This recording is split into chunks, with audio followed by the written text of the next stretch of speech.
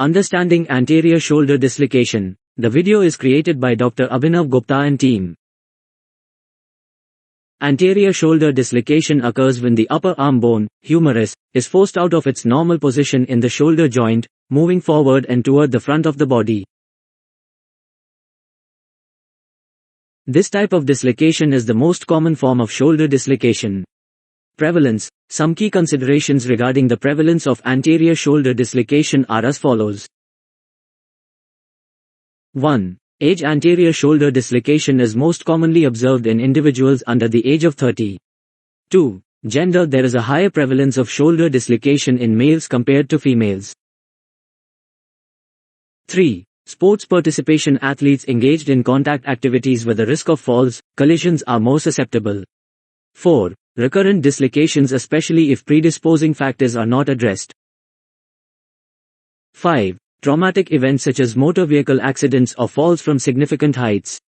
6. Occupational factors that involve repetitive overhead movements or exposure to shoulder trauma. 7. Anatomical factors. Shoulder laxity or instability. 8. Medical conditions. Individuals with certain medical conditions affecting joint stability, such as connective tissue disorders.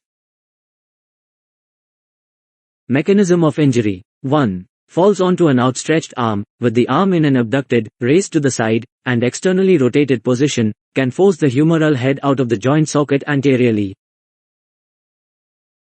2. Direct impact. A direct blow to the front of the shoulder, such as during a collision or sports-related contact, can exert enough force to dislocate the shoulder anteriorly. 3. Sports injuries. Participating in sports that involve sudden changes in direction, impact, or contact. Sports like rugby, football, and wrestling are commonly associated with such injuries. 4. Forceful external rotation. Excessive external rotation of the arm, particularly when combined with abduction, can contribute to the anterior displacement of the humeral head. 5. Traumatic events. Motor vehicle accidents, bike accidents, or any high-impact trauma involving the shoulder region can lead to anterior shoulder dislocation. 6. Seizures or electric shocks. Uncontrolled muscle contractions during seizures or electric shocks can generate forces that dislocate the shoulder. 7. Repetitive overhead movements. Activities such as throwing or serving in sports like baseball or tennis may contribute to shoulder instability and increase the risk of dislocation over time.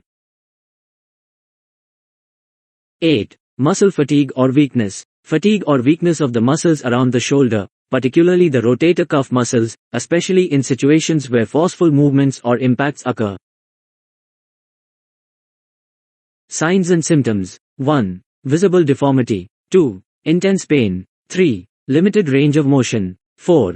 Guarding and immobilization. 5. Swelling and bruising. 6. Numbness or tingling. 7. Weakness. 8. Apprehension. 9. Audible popping or clicking. Investigations. 1. X-rays. Views. Anteroposterior, AP, lateral, and axillary views are commonly obtained. 2. CT scan. If there are concerns about associated fractures not well visualized on X-rays. 3. MRI. When there is suspicion of soft tissue injuries, such as labral tears or ligamentous damage. To evaluate the integrity of the rotator cuff and other soft tissues. Treatment. 1. Immediate care. Immobilization. Stabilize the injured arm. Avoidance of movement. Minimize movement of the affected shoulder to reduce pain and prevent further damage. 2. Reduction, joint realignment, closed reduction. Post-reduction X-rays. Confirmatory X-rays are taken after reduction to ensure the joint is properly aligned. 3. Immobilization. Sling or shoulder immobilizer. Shoulder is immobilized to allow for healing and prevent recurrence. Duration. The duration of immobilization varies but is often several weeks. 4. Pain management. Medications. Over-the-counter or prescription pain medications may be recommended to manage pain and inflammation. 5. Physiotherapy assessment. A. Patient history. Obtain a detailed history of the injury, including the mechanism of dislocation, any previous dislocations, and associated symptoms. 2. Pain assessment. Evaluate the intensity, location, and nature of pain. Assess whether there are any movements or activities that exacerbate or alleviate pain. 3. Range of motion, ROM, assessment. Identify any restrictions or limitations in specific movements, especially external rotation, abduction, and flexion.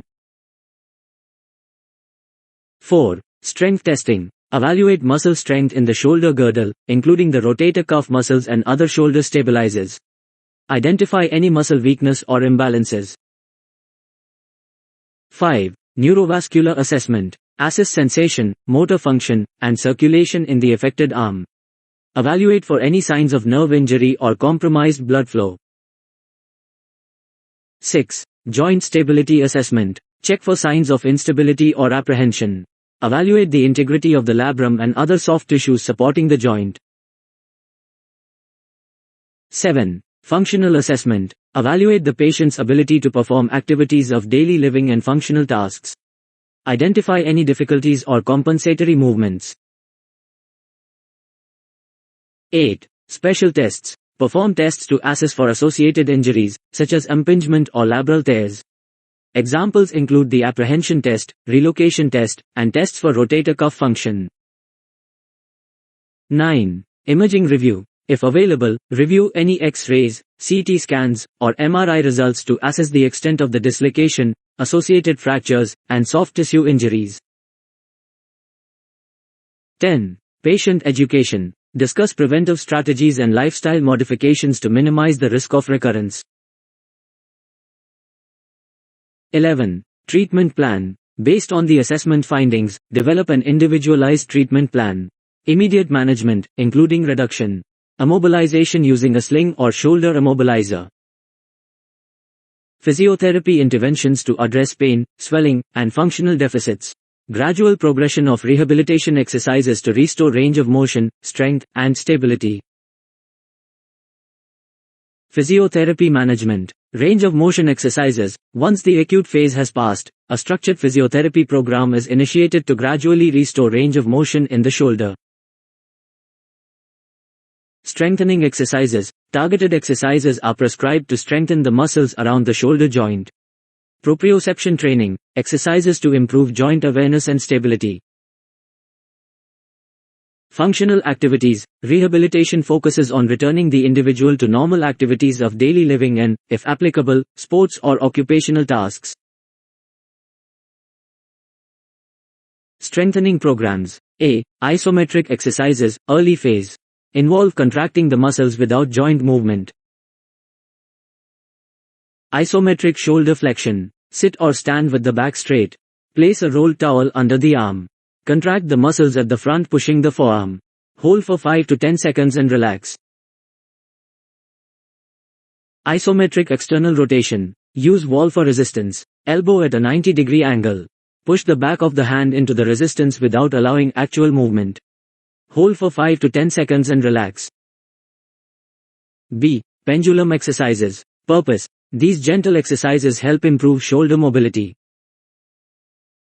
Pendulum swing. Bend at the waist, allowing the affected arm to hang down. Swing the arm gently in small circles, both clockwise and counterclockwise. Gradually increase the size of the circles.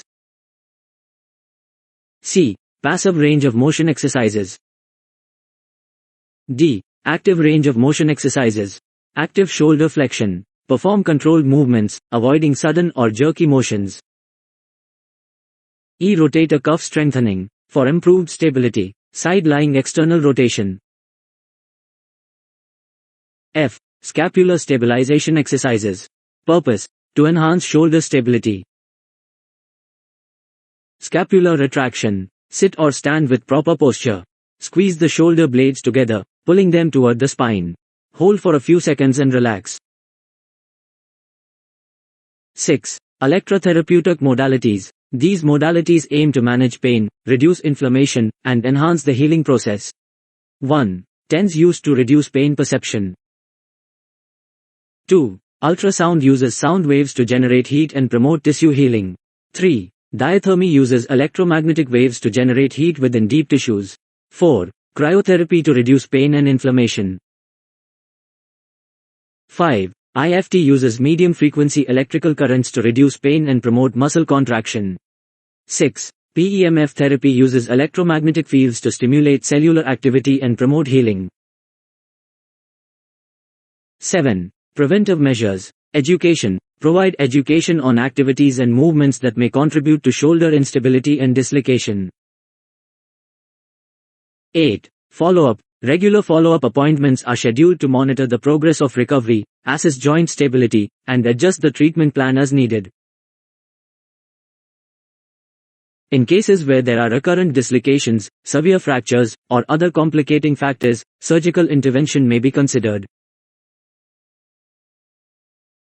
Surgical options may include arthroscopic procedures for stabilization or open surgical repairs.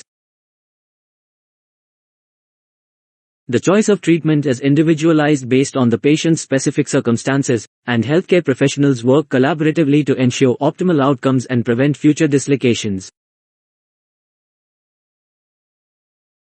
Early and appropriate intervention is essential to minimize complications and promote effective recovery. Vote of thanks. Thank you for watching our video. We hope this information has been valuable to you. If you have any further questions or concerns, please consult our team for personalized advice.